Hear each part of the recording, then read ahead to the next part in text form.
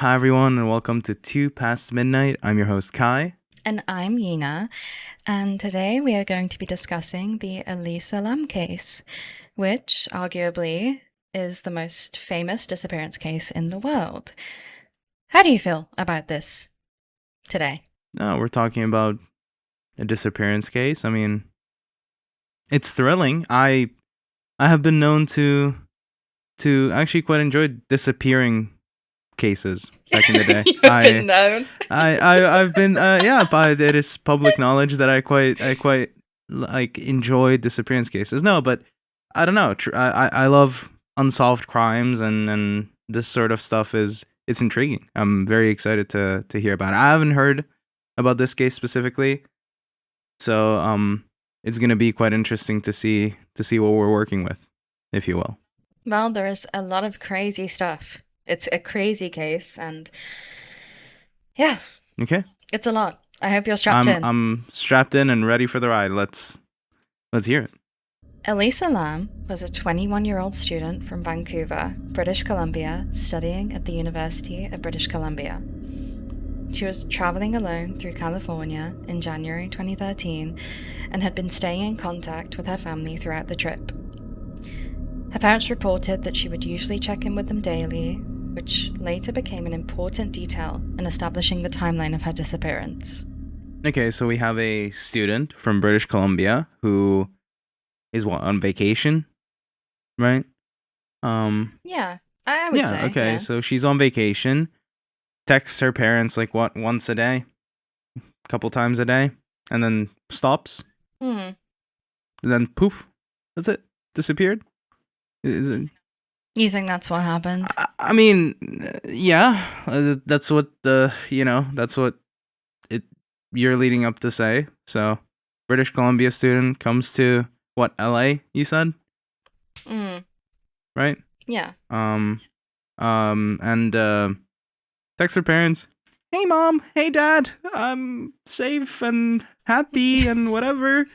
And then next day, nothing, no safe and no happy. So yeah, I would assume so. You mentioned it, so it's probably a big detail in the case. Elisa checked into the Cecil Hotel in Los Angeles on January 26, 2013. The hotel was located in downtown Los Angeles and had a long and well documented history of crime, violence, and suspicious deaths. Despite this reputation, it operated as a budget hotel and long term residence for many people at the time. Elisa was initially assigned to share a room with other guests, but there were later reports that she moved to a private room after complaints were made by other occupants about unusual behavior, although the exact details of these complaints were never fully confirmed publicly. So she gets moved to a private bedroom, I assume, after what, Yeah. playing Overwatch all night. Like, what are we? Okay, I don't think Overwatch was the game of choice. I don't think anyone would choose Overwatch Okay, as a game of choice, I'm listen, going to be honest. 2013 Game of the Year 2012. All right, it was pretty good, but all jokes aside, so she there's guests complaining about her behavior, supposedly. Well, let's just assume she plays Overwatch and League of Legends and gets a little upset at her teammates and gets moved into a private room.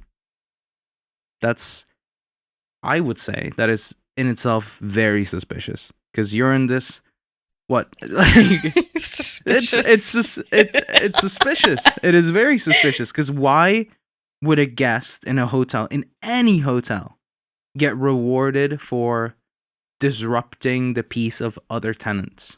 You know what I mean? It's a little it's a little weird. Okay, first of all, even if she was making noise because of gaming or whatever, I think it's a low budget hotel. I don't think there's any reward here. I think they probably needed her money. Okay, so what you're saying is they were fixing a problem so they keep everyone happy and keep everyone's money rather than throwing her out and not getting the Probably, money. yeah. Yeah, totally. I think so at least. But I mean, again, she studied. She was at university. Why would she be in a group room to begin with, and why would she make so much noise? Supposedly, there were so many complaints that they had to move her. I don't know. The Seems weird thing to me. that strikes me as odd is if the hotel really was all about money, they would probably have a policy in place. This is America, after all. I'm not American, so I'm just assuming. They would have a policy in place that if you infringe any of the rules, we just keep your money and you just get kicked out. That's what I would think. If you're a budget hotel struggling to make money, you would probably adjust the rule set in a way that it would favor you to keep people's money. And so if you kick her out, you have a group room bed open, potentially, and you get to keep the tenant's money. That's what I'm thinking, at least. And Sure, but also to add on to that, this hotel, by the way, it was known for a bunch of suicides and deaths and a bunch of unexplained incidents. And also to add on to that, which you probably don't know, is that this hotel, it was home to a bunch of serial killers, supposedly, including Richard Ramirez, who is one of the most famous serial killers of all time. Yes, the walking killer. Yeah, I've heard about him. Yeah, that's a very cultural hotel, I would say. That's it seems to be full of very wonderful people. I'm sure that private room that Elisa got moved to, it was very private. And now that I'm hearing this, but maybe they know that, hey, there's going to be a bunch of people here because it's, maybe it's not a lot of money to buy a room. So maybe they already have a plan in place for people who are, they just move them to a different room. I feel like if I was in I don't know. I don't think you're safe from anyone in a private room, especially in a hotel that openly houses these people.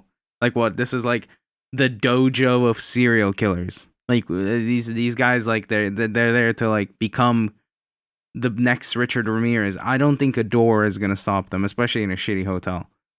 So I think there's some maybe foul play involved, a little bit of manipulation of the environments in favor of maybe somebody who's in good with the hotel director. That's what I'm thinking, at least. That's my thought process. I don't know. I guess I'm a pessimist. I see the bad in people, but I struggle to believe that it was done out of goodwill. The move was done out of goodwill towards Elisa, at least. So you think that they moved her because they were in on it, or maybe they had a part in her disappearance? Yes, because I feel like if you have a group of people, it's harder to remove a person from witnesses. It's a lot messier than if you have her in a room alone. Yeah, okay. 100%. In the days leading up to her disappearance, Elisa was still in contact with her family. However, her communication became inconsistent near the end of her trip. The last confirmed sighting of Elisa Lam was on January 31st, 2013. On that same day, she was scheduled to check out of the hotel. Around this time, she was also reported to have visited a nearby bookstore, where staff later described her behavior as normal and unremarkable. This was one of her last known interactions that anyone had with her. So just a normal day in Elisa's life in LA. I mean, according to your theory, it would be really weird, right? That they would move her to a room by herself and then she would be able to go to a bookstore by herself and her behavior was described as normal. A normal university student going to a bookstore and her behavior was normal. How does that check out? Well, I think that if you were to do anything in the time that you move her into the room, it would be very obvious to anyone with a working brain, which, hopefully, most people would see it if they're in police. If you get moved to a room and something happens to you right away, it would be very clear that the move to the room was somehow important to whatever was happening in that room. But if you let her go on about her day, for a day or two, build up, an alibi for even yourself as a person, it's a lot harder to trace anything back to you. You know what I mean? You let her gone about her day. Nobody assumes anything. Then something happens. Bang. You strike. So you think they told her to be normal? No, I don't think they told her anything. I think they just let her go on about her day and knew that she was going to come back eventually because she stayed for an X amount of nights, right? So they would know that she's coming back. So you think it was all planned where they just moved her to a private room and then she went about her day, and you think that the people who supposedly did this, they just let her go about her day and it was normal? Yes, I would say that would be the way to go about it if you didn't want to be found, if you didn't want to get arrested, or, if you didn't want to get found out that you had a plan in place for this person. I don't know. I know she disappeared.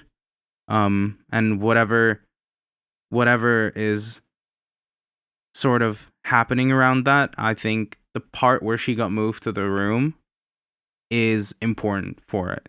I don't think that,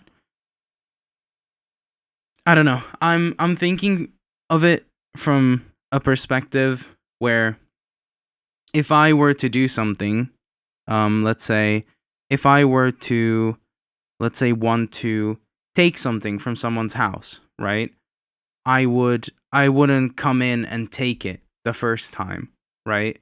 Or I would definitely not take it if I'm the only person going through that house on that day, right? If I want to steal an object from a house, it would be far easier for me to get away with it if, let's say, it's a house viewing and there's a bunch of people viewing the house, rather than if I'm the only non-resident of that house going through it, because then it's obvious it's me, right? And in the same vein, if she's in a group of people and she, let's say, fraternizes with some of the people, like not fraternizes in the way of like the romantic way, but if she even like becomes friends with that group of people she's in, and then she's suddenly walking around LA accompanied, and everywhere she goes there's either a guy accompanying her or a girl or somebody, it becomes a lot harder to essentially do anything. It's harder to make her disappear. I'm just going to call it make her disappear because I don't know what's happening to her after this disappearance. But it's a lot harder to make her disappear, essentially. After January 31st, Elisa was not seen again by hotel staff or guests. She also stopped contacting her family entirely, which was highly unusual given her previous daily communication pattern. When her parents were unable to reach her, they contacted the Los Angeles Police Department to report her missing. Police then began a search of the hotel and surrounding area, including guest rooms, common areas, and eventually the rooftop. Despite these searches, no immediate sign of Elisa was found. Okay. So, she disappears, no contact with her parents, and the police does a rough search of the area. I'm going to call it rough because, look, police, usually from what I know, and call me skeptical or whatever, the rule that police goes by is first 48 hours are the most important in any disappearance case, kidnapping case, because the information decay that you receive from people, from things, is still very fresh. But what I know from how police treats cases, if you either have people, and this goes not just from, the top brass that calls the shots, this goes for anyone even doing the searches. Some people are just used to these cases so much to where they just think that the person is gonna show up. And that's how police sort of use a lot of disappearance cases of 18 plus individuals, where they think, it's an adult, they have their own mind, they're probably drunk or they're at a friend's house and their phone is out of battery, they're gonna show up. And that sort of complacency plays a big part in, I feel, especially the first few searches that people do of like, the canvassing of places where people disappear. So I definitely believe that this search was a bit lackluster, if anything. And I'm not gonna hold this against LAPD or anything. That's just how human nature is. It's not something that I can really fault them for, if that makes sense. Because if I was a police officer and I had like 5 disappearance, searches that I had to do in a day, and 4 of them or 5 of them even turn out to be just teenagers being dumb, I'd also become complacent. It's it's repetitive work and it weighs on your mind a little bit. So I definitely don't think the search was super thorough. And you can correct Probably me not. if I'm wrong. Yeah, okay. So it's hard to it's quite difficult to say. I don't want to blame anyone, but I'm sure the search wasn't that good, especially the initial one. I mean, probably not. She's been in contact with her family every single day ever since she went on this like vacation thing, and she goes out of contact for maybe a couple of days, and then she's missing. I think they probably thought, hey, she's probably went on a bender or something crazy, and she's probably gonna contact in a couple of days. Sure. Yeah, I think that's also something that could be taken into account. Yeah, and one of the big issues I see is that after those couple of days, that's when police gets like really involved. Like that's when they really take it seriously. And I think that's taking it from like you're going from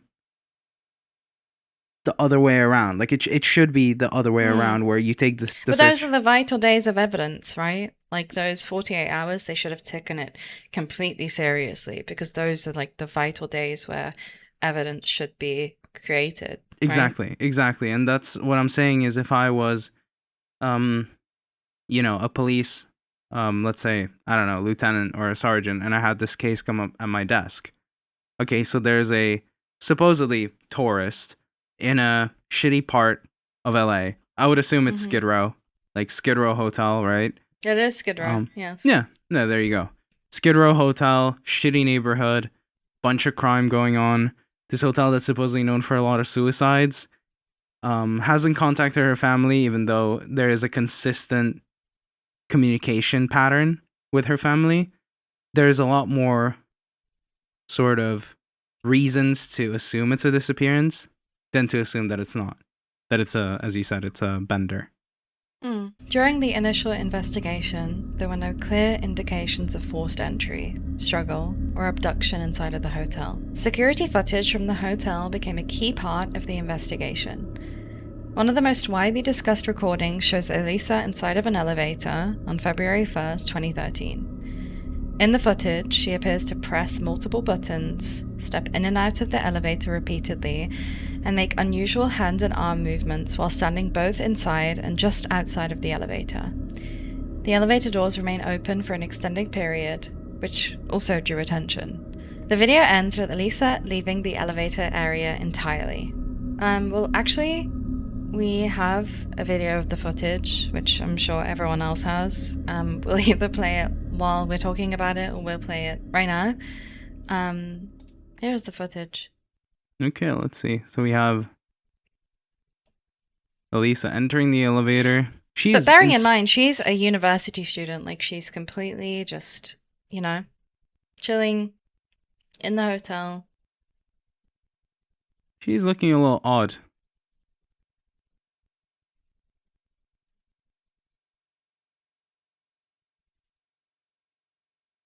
She looks like she might be hiding from somebody. Right? That's what I think. That's what it looks like. She keeps checking the doors. And I don't know, this doesn't seem like... Look, but also I want to add that, like, if you were hiding from someone, would you do that? Would you do that? No, I wouldn't be doing that. No. That's kind of... Would you step outside and just, like, walk around? No. I would be in the elevator pressing the button as fast as I can to see if it would move as fast as I can. But I feel like also from movies we've learned that going in an elevator is a bad idea. Maybe you expect your pursuer to take the stairs, right? That's maybe that's what she's checking for. She stood outside the elevator for multiple minutes. Yeah, that's true. That's It's very weird behavior. I don't know what she's doing. I'm gonna be honest, it seems like she's on some sort of like drugs or something.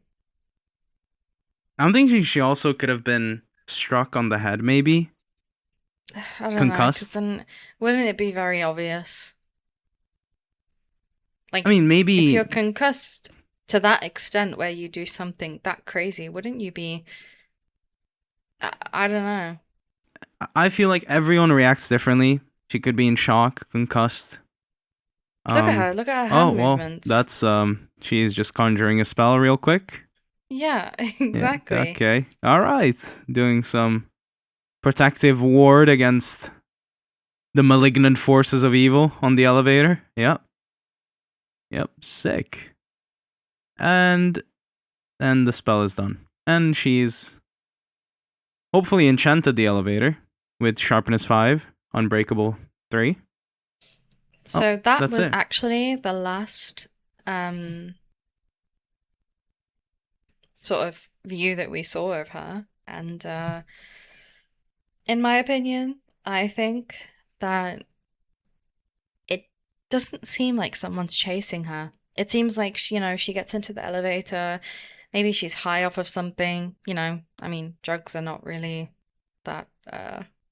I mean, as it seems, is like she gets in the elevator and she's pressing buttons, and it also, let's take into account that drugs aren't as uncommon as we think they are in this kind of era, I guess. Um, Yeah, I she's definitely. probably I high off of drugs, getting into the elevator, pressing as many buttons as she can, going outside, casting a spell, and then what? Yeah, I don't know. I feel like I'm gonna play devil's advocate because that's all I do on this show. Um, she could have also been drugged. I don't I don't think, if you're somebody who indulges in drugs often, I would assume you become very functional on them at some point. Well, it's somewhat functional. Maybe she was drugged. Maybe she was concussed. Maybe she was in shock. The initial sort of impulse that I got from when she entered the elevator and started checking outside and hiding was that she was being chased. But the secondary part of that clip, Yeah. the enchantment of the elevator, if you will, Yeah. was it was quite questionable.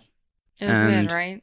yeah, it leans towards drugs. Whether she was drugged or she took drugs without anyone endangering her, that's up to debate. But it Okay, but let's take into account that a lot of people that go on vacations to Los Angeles, what do you think they're going to be doing? They're going to partying, be probably partying, taking drugs, drugs, alcohol. drinking as Yep, much as they can, right? yep. So it's just sort of a case where uh, It's what definitely in is the the cards most for her. likely cause of her doing? It's definitely in Like the what cards is for her because cheap exactly? hotel. Maybe she wanted to keep some some money for drugs and alcohol. Could very likely be. Maybe that's why she's in that area because that's where drugs are moving. Maybe she wants the straight to the source discount. Who knows? But no, I think both options, realistically speaking, are it's 50-50. If I saw that footage, I would tell you she's getting chased, or she's on drugs, or both, or one, or she's getting chased. She's not on drugs. She's just concussed, in shock. Maybe she has like some trauma that's happening. Because in an hour, even in 30 minutes, a lot can happen, especially in that area. Some serial killer takes you to the room, starts torturing you, questioning you, whatever you may have. There's like it could be anything. From what we've seen from the video, it could Mm, genuinely be anything. it could be, yeah, And anything. it's, maybe she has some pre, she's predisposed to some mental illness, that could also be it, where she was, fine with her, let's say she was fine leading up to the trip. She went to a therapist and suddenly she takes drugs. She wants to party, and this Mm-hmm. mental illness flares up and makes her hallucinate, makes her gives her paranoia, or maybe that's the drug side effect. There's a lot of, you know, there's a lot of things that could be going on. but definitely from what I've seen, it's 50-50. Yeah. It's a very 50-50 case, and if I was the police and I saw that, I would be very compelled to look into it deeply and carefully and very thoroughly, because it's a scary video. It's very scary. It is. We can agree on the fact that it's creepy, it's weird, it's scary, and the fact that this isn't like, this is not our usual let's say ghost story video or paranormal video. This is real life. It's a crime. And but to it see, feels like a ghost video, right? Like it feels unusual. It feels that way. Yeah, it feels like she's possessed. Yeah. And so to see that sort of behavior unprompted, she doesn't even know that people are looking for her in this video. So it's not for attention. It's not, she doesn't have anything to gain from this. It's quite, it would very much sort of awaken the need for me to understand what the fuck is going on. That's how I would react if I was an officer, if I was a detective. I'd be like, dude, what is going on? Like, yeah, sure, you see a lot of people who are high on drugs and whatever, but it doesn't feel the same. At the time, investigators did not immediately know where Elisa had gone after this footage. Her disappearance remained unsolved for several weeks. During this period, hotel guests began reporting issues with the water supply, including low water pressure and unusual taste and appearance. Maintenance staff were sent to investigate the rooftop water tanks, which required access to restricted areas of the building. Alright, that's leading up to something, I would assume. I mean, water starts tasting bad, looking weird. I would assume something was found in the water tank. I mean, yeah. It all leads to the fact that maybe her body's in there. Okay. Well, we'll see. I guess we'll see. On February 19th, 2013, Elisa Lam's body was discovered inside of one of the hotel's rooftop water tanks. The discovery raised immediate questions about how she had been able to access the roof and enter the tank, as the tanks were not considered easily accessible to guests and required navigating secured areas of the building. The exact sequence of events leading to her presence on the roof has never been fully confirmed in detail. Okay, clearly speaking, let's address the elephant in the room. She couldn't have gone there on her own.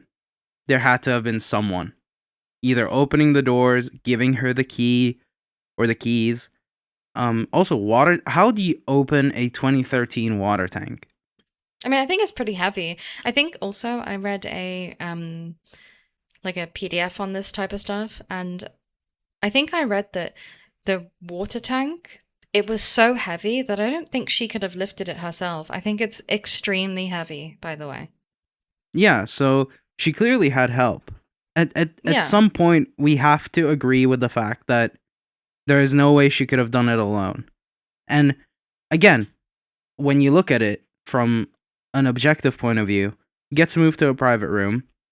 A couple of days later, however long the timeline goes, she gets visions in the elevator, supposedly, or she is getting chased in the elevator, and then she gets found in a water tank.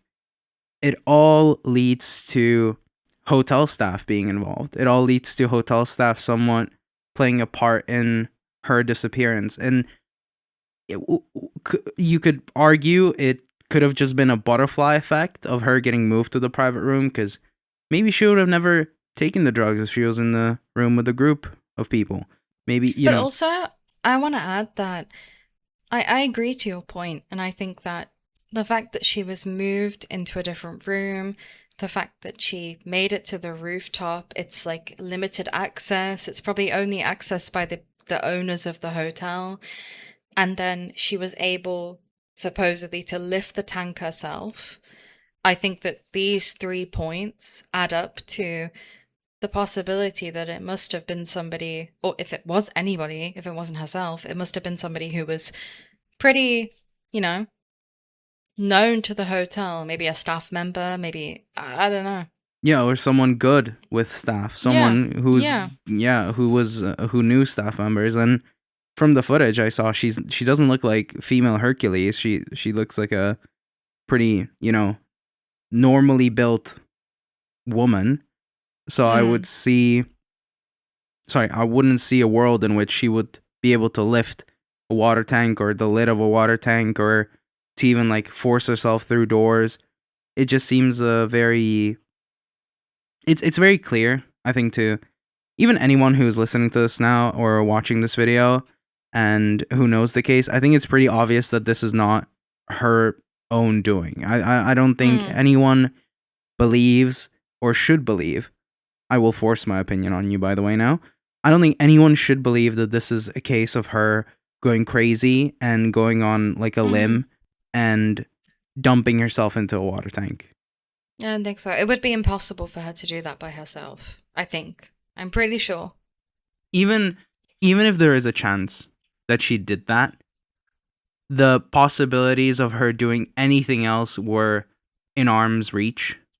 But why go through all these lengths to get to that end point? You know what I mean? Like, why?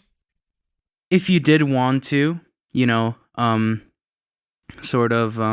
let's just say, move on to the next, stage of life, would you not do it in a way that didn't have so many obstacles, especially in a state of mind where you're not really like the most, let's say, how would I say this? The most able or the most able-bodied, right? Yeah. It just doesn't make sense. Well, following the discovery, an autopsy was conducted. The report found no evidence of physical trauma or signs of assault.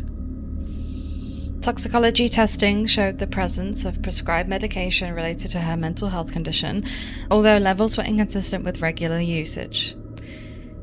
Based on the available evidence, investigators concluded that there was no indication of foul play. The official ruling was that Elisa Lam's death was an accidental drowning. Authorities suggested that her mental health condition may have played a significant role in her behavior prior to her death, including possible disorientation or a psychological episode.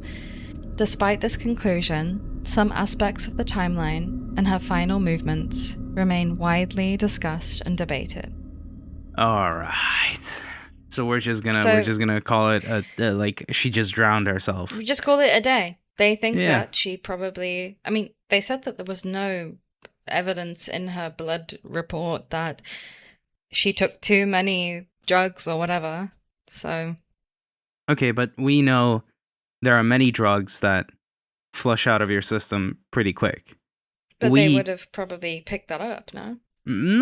No. There's a lot of things that come and leave your body very quickly. But also, she was essentially in water while she was dead. How many things... I feel like that affects the toxicology report a lot. And it leaves a lot to be sort of thought about. And I'm very unsatisfied with this result because it just feels like the police really wanted to close this case, and they're just like, you know what, she was crazy. She had medication for it. She drowned herself. Let's just completely forget the fact that it was in a hardly accessible area, borderline impossible to access area. Let's just forget the fact that she enchanted a fucking elevator in the footage and, was possibly under the effect of some sort of drugs, which was clear. And they didn't find those drugs in her system from the elevator. So no. Was that a result of shock, PTSD, trauma then? So who gave her that PTSD? Who gave her that trauma? Who gave her that response where she was being chased? If it's not the drugs, it has to be someone, right? So this all leads me to believe that there is a culprit, and LAPD just called it a day because, they're a busy department, and they just didn't want to deal with it anymore. And it's a very frustrating and unsatisfactory sort of case closed, in my opinion. I don't fully agree with it. Well, that was a very unsatisfactory conclusion to this case. Thank you everyone for watching and or listening. If you're interested in more cases that cover the paranormal, true crime, unsolved crime, feel free to subscribe and or follow, and we'll see you in the next one. In the meantime, while you are waiting for our next episode, do leave a comment with any questions you have about the case, or if you want to give us any suggestions on what case to cover next.